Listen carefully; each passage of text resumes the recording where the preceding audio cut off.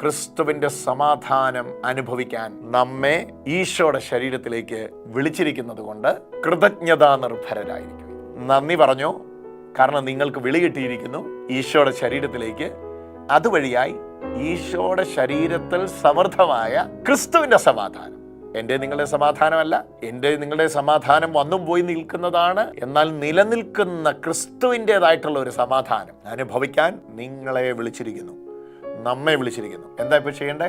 തിരിച്ചറിയുക. ഈ അസമാധാനത്തിന് അറുതിയില്ല എന്ന് പറഞ്ഞ് അതേ നാവ് കൊണ്ട് പറ, ക്രിസ്തുവിൻ്റെ സമാധാനം അനുഭവിക്കാൻ വിളിക്കപ്പെട്ട ആളാണ് ഞാൻ അതിനുവേണ്ടി ഈശോയുടെ ശരീരത്തിൽ വന്നിരിക്കുന്നു.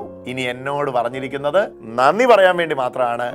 നന്ദി പറയുന്നത് തന്നു കഴിയുമ്പോഴാണ്. തുടങ്ങിക്കോ. ഹല്ലേലൂയ.